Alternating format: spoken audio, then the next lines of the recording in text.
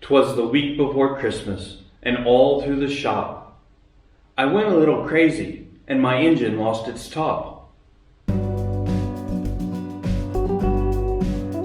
Since it's nearly Christmas, I thought we'd spread some Christmas cheer and try and get the engine to start, or at least sputter over a little bit.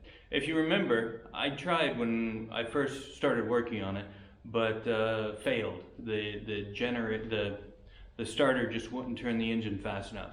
I was getting spark though, so that's interesting. So the first thing I've done is tried to scrape off as much of the junk as I could. It was very dirty, still very dirty. I'm going to label each of the positions so I know where they go. Normally you do the wires, but I'm replacing the wires, so I need to label the terminals.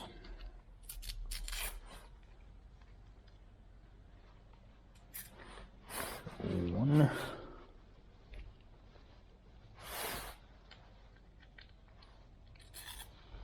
Two.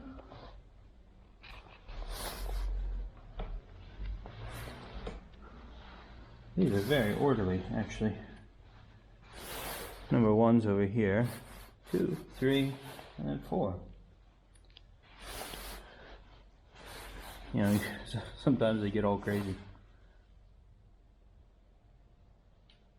Is that right? I think I'm gonna have to check that this is in the right firing order. 2, 3, 4. This seems a bit odd. I'll check it out. Okay, well I've gotten the specs out, and under here, I lost it. Firing order right here. 1, 3, 4, 2. So if this is 1, then this should be 3, then this 4, and then this 2. 1, 3, 4, 2. I think I'm going to do some research and see if this is actually 1. Coil wire to go on. And these are special. They hope this nut works.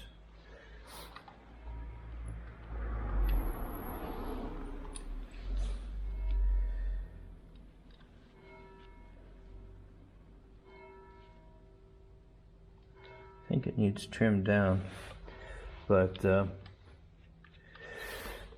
way they work, I think they call this an acorn. Then it gets this little brass thing. You have to cut the wire back and then feed it through here and spread the wires out. But I think this needs trimmed down first.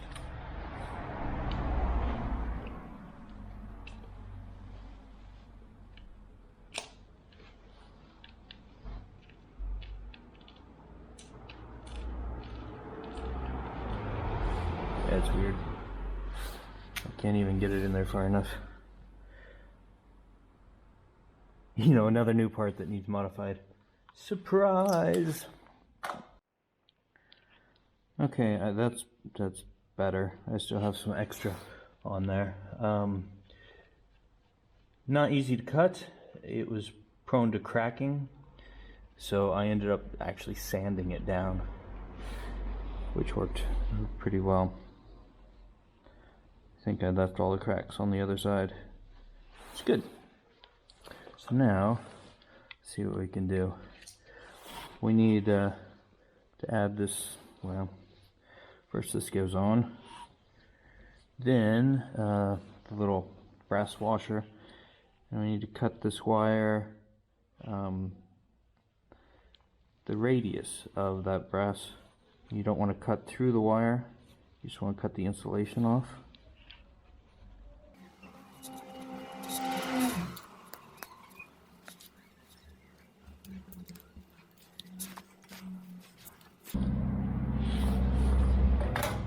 Kind of funny. Modern electronics is like playing with Legos, and the Lucas stuff seems like you're playing with bearskin and flint tools. Then this wire just kind of gets spread out here.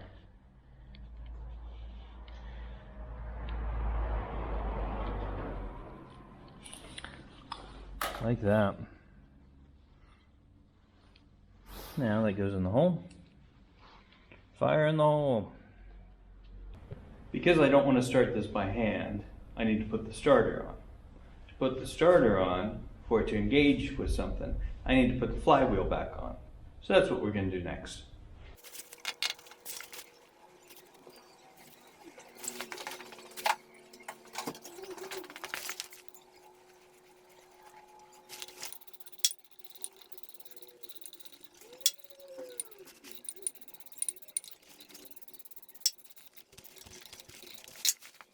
So after putting a high torque starter on season 1, it really showed me the advantages of them. Half the weight, half the amps, and twice the cranking power. So I just decided from the start I'm gonna put a new starter on this one. Eventually I might even put one on the Sprite. Yay, peanuts.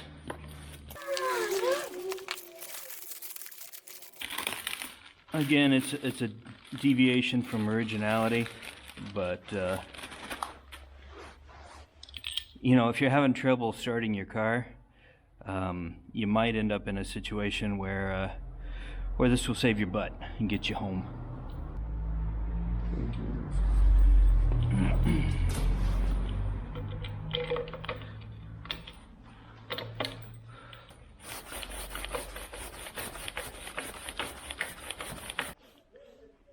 Yeah, I need to open the hood on the Sprite. We're going to borrow its battery for a little while.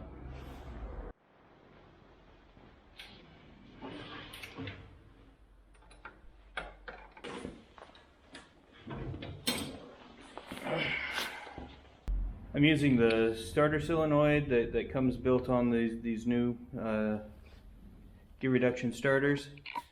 I went ahead and put new spark plugs and wires in, and yeah, so the coil, the main wire goes down. It's connected to this negative lead. Positive is grounded up here.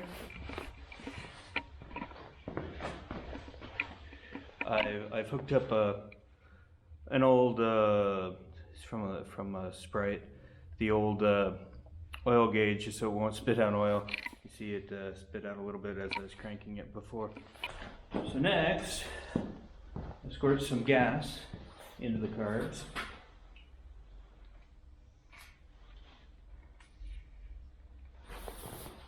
Crank it over again.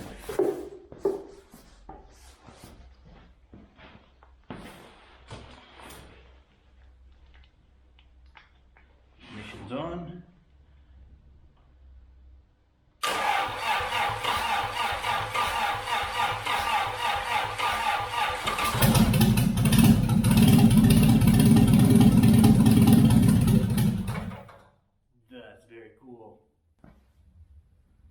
I don't know when this engine was started last, but it's been a while.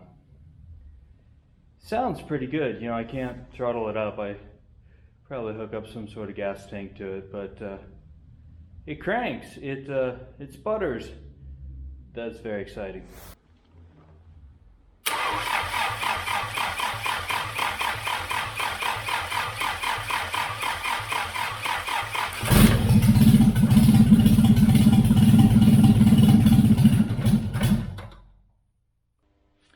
Getting it to sputter was pretty exciting. I wasn't quite expecting it to go when it did, but wow. So that's very cool. The next step is to try and get some gas in the float bowls and see if we can get it to run a little bit longer. I can't run it too long because it'll overheat because there's no water pump, all that. But we can run it for a while. So let's try and fill up the float bowls and see what we can get to do.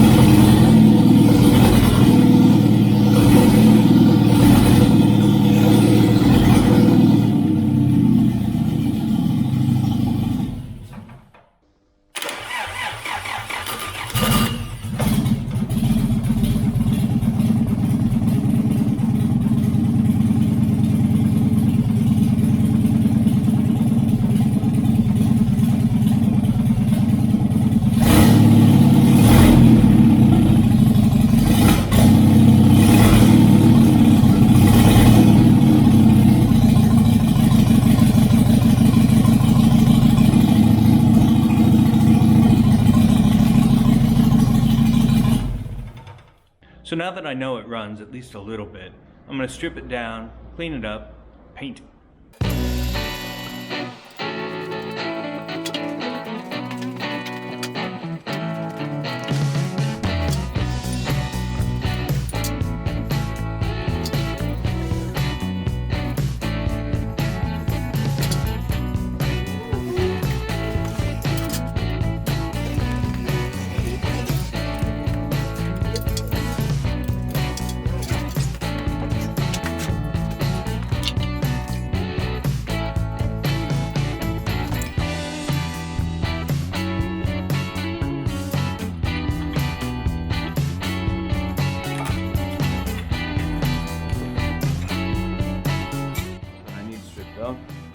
Before I clean it up, I'm gonna duct tape all the holes.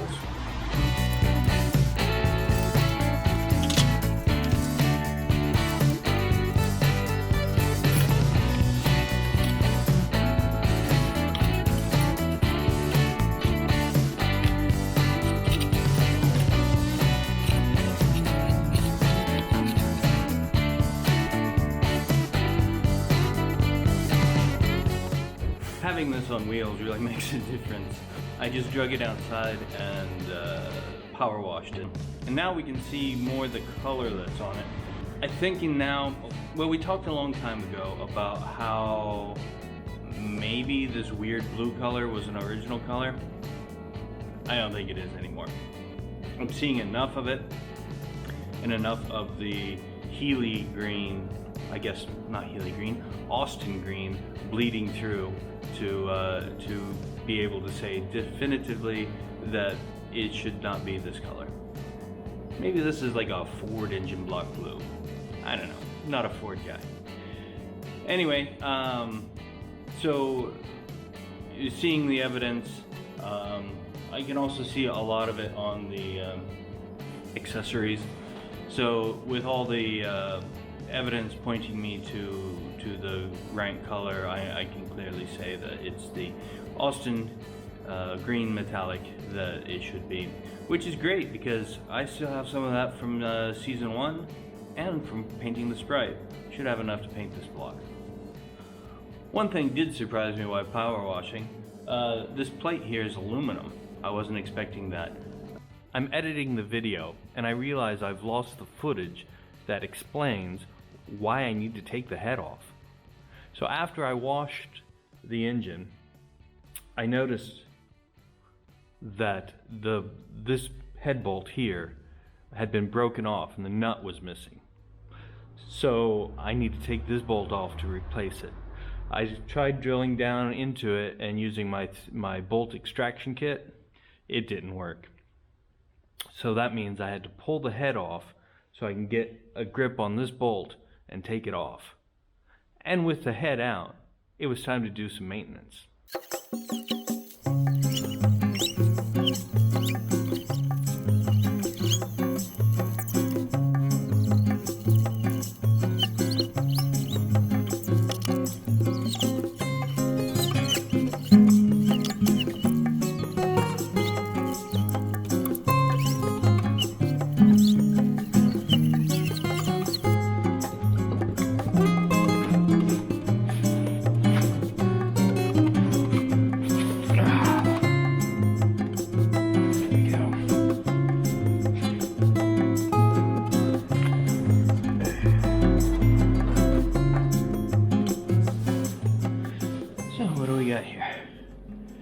We got gunk, corrosion,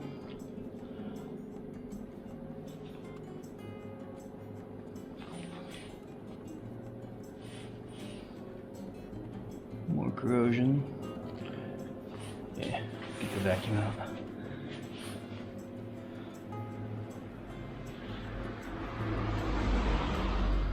Looks like I need to clean it up anyway, so we'll do that. But now we have a whole lot that we can get onto to pull this bolt out. So I'm going to use a pipe wrench, because the pipe wrench, when you clamp down on something, it just gets tighter. We're not going to try to keep this bolt anyway, so we can go ahead and mar it up. But I don't want to just vice grips just kind of keep spinning, whereas this keeps tightening. This, I think, was my grandfather's on my dad's side. He was a pipe fitter for a while, so they're old. and this one's been used. It was used to get something tight. Okay, here we go. Ah, there it goes. Nice.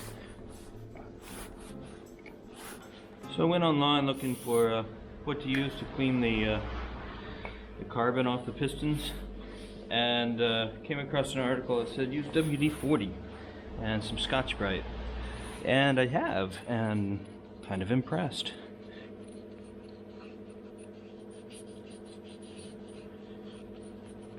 You know, you usually think of WD-40 as not as a cleaner, as an anti-squeaker, but no, that's working pretty good. Kind of makes sense. It kind of dilutes the carbon. Cool. That was just kind of a test run to see how it goes.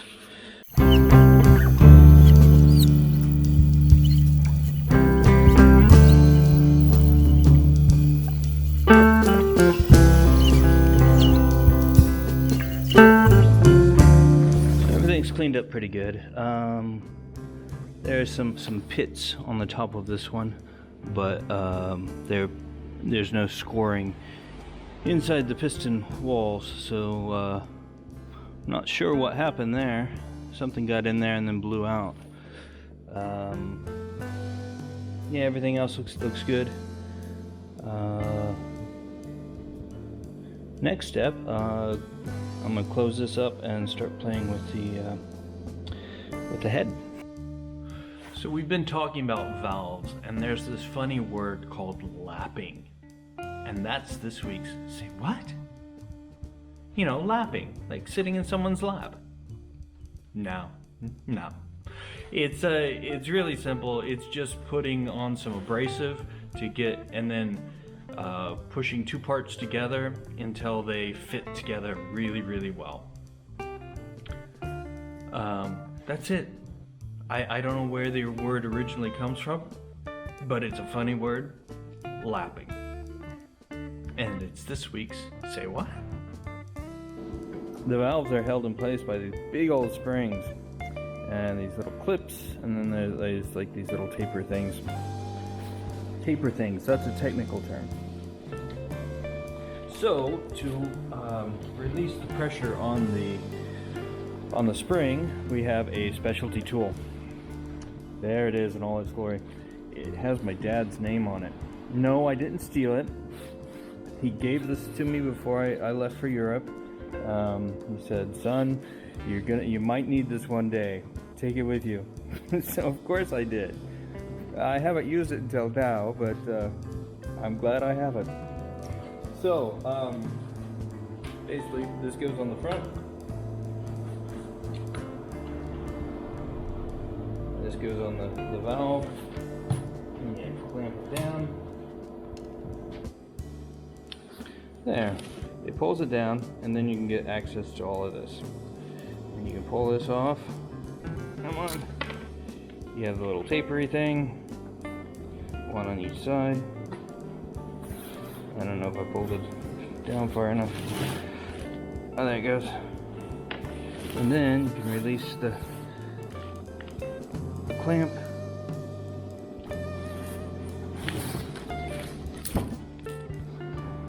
Piston will come out now. There's actually two springs here. Inside one and outside one. See this, that's the part that seats to create the seal. And we have this little washery thing. Okay, now we need to keep this organized because we want this valve to go back in here. So we're gonna line everything up here.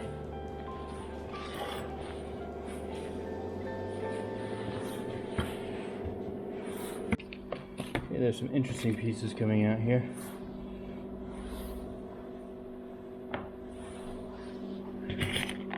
Here's these bits.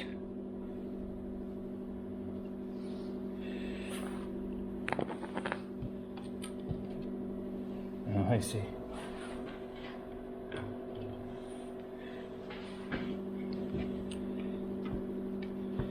So there's this cup thing that goes around on the inside of the inner spring, and it has a little gaskety thing in it. Looks like this one is shot, which is better than number one. Number one didn't have it on at all. So I'm gonna have to order some of those.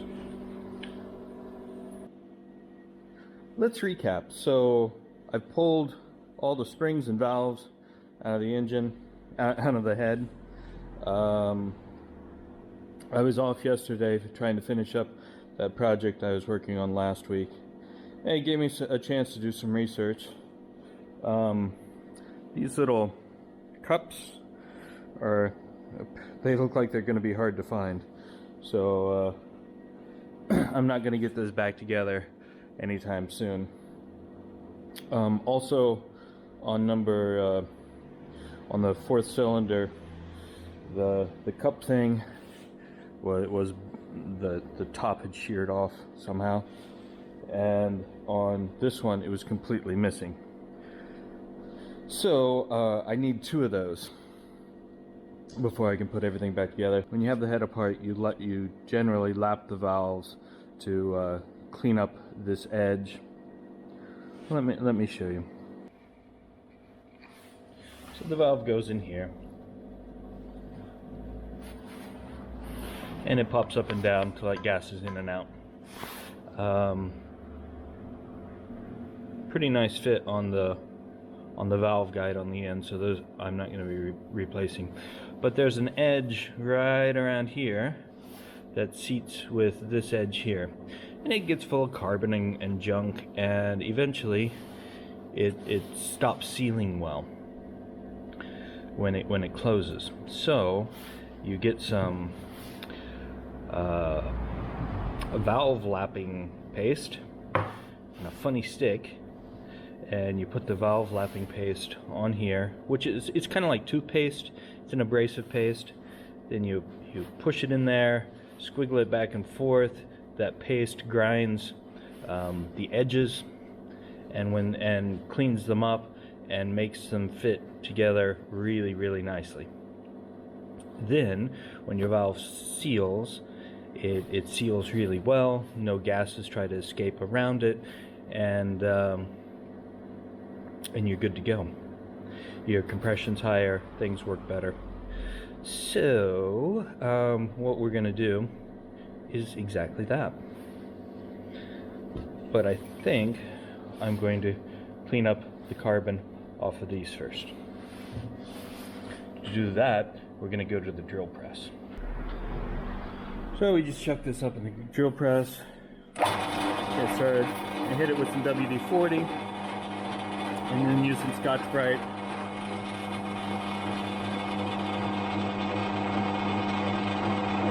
This has some big chunks of carbon on it.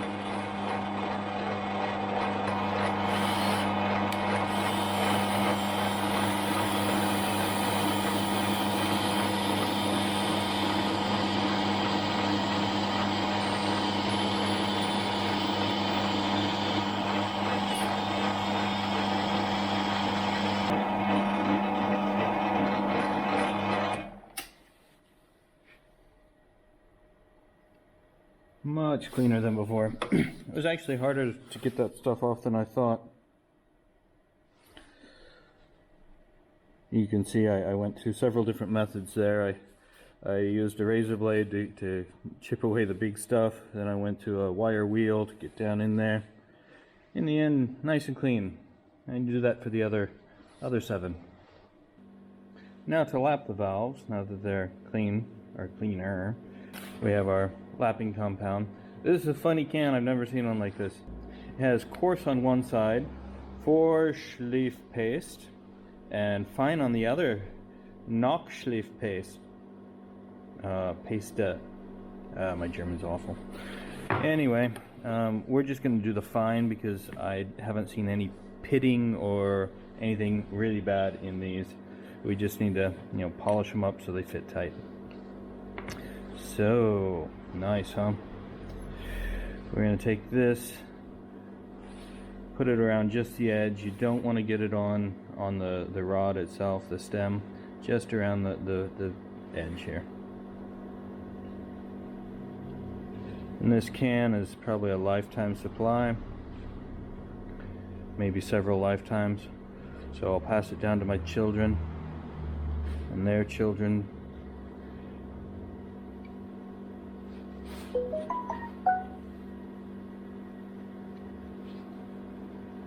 There, we don't want to go crazy. Then that slides in. Gotta work as clean as you can. Next, you take your expensive stick and you spit on it. Yeah, I did that off camera. That helps it seal to the valve. There. Then it's like making fire.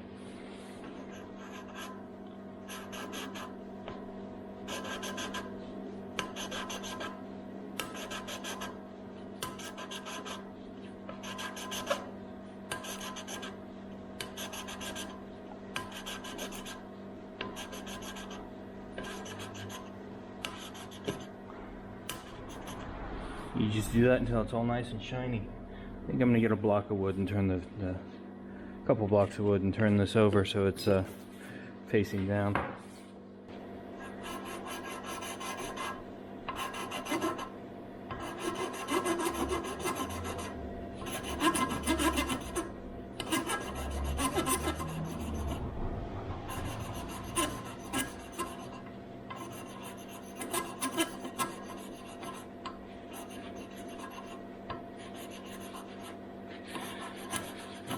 Now some people will tell you can do this with a drill, but I've heard that drills are really bad for this.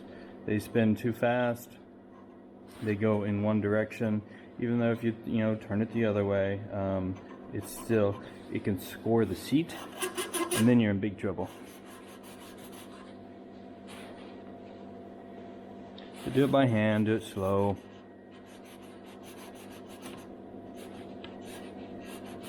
Spin it, lift it up, turn it.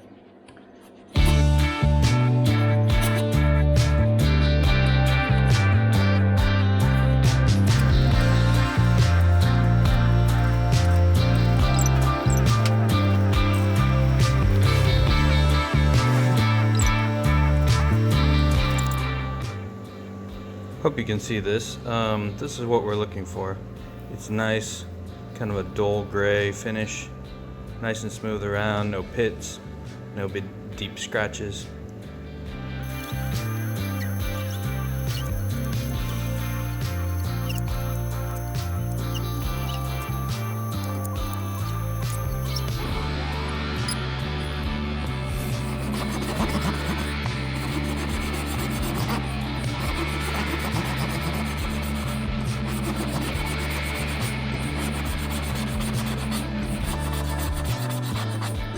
Okay, so we're going to, we can't put everything back on the head, but we do have everything to put the first 3 cylinders.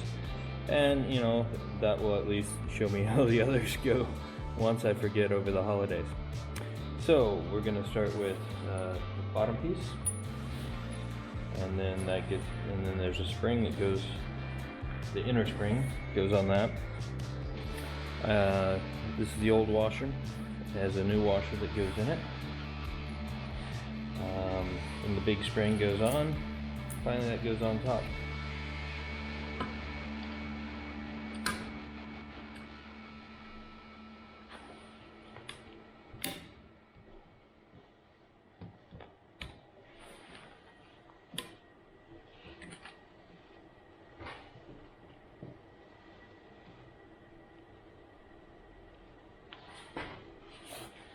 Taper bits go in.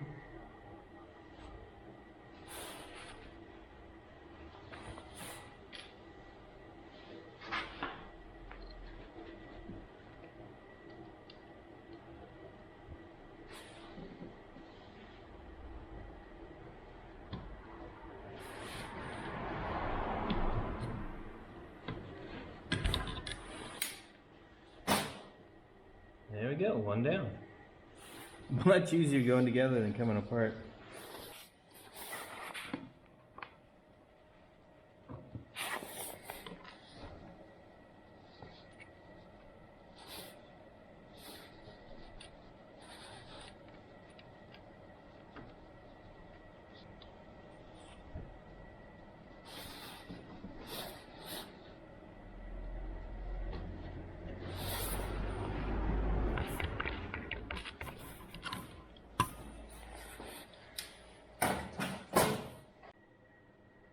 Since we can't put the head back together, and we can't put the head on the engine to put it back together, so we can finish cleaning it up and paint it, which was my original goal for the week, I thought we'd shift gears a bit and, you know, do something.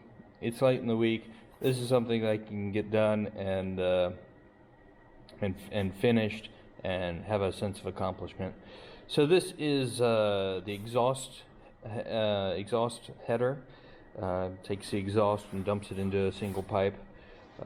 This is the one of the throttle valves, throttle linkages.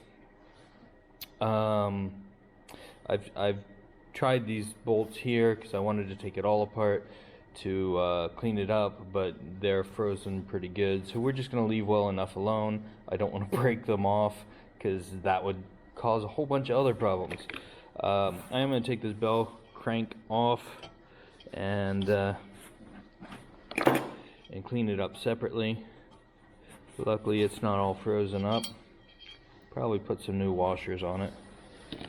So I'm not even going to bother sandblasting those yet, unless I have to, unless they're a special size to fit that. We'll see. Alright, let's take it over to the blaster.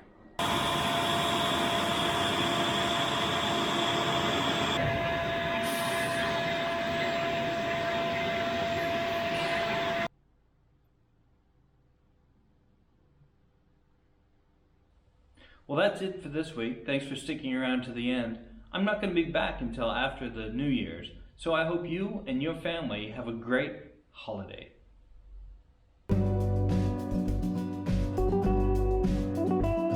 If you want to come along on the ride as we complete this project, click the subscribe button. If you want YouTube to tell you every time there's a new video, click the alarm bell.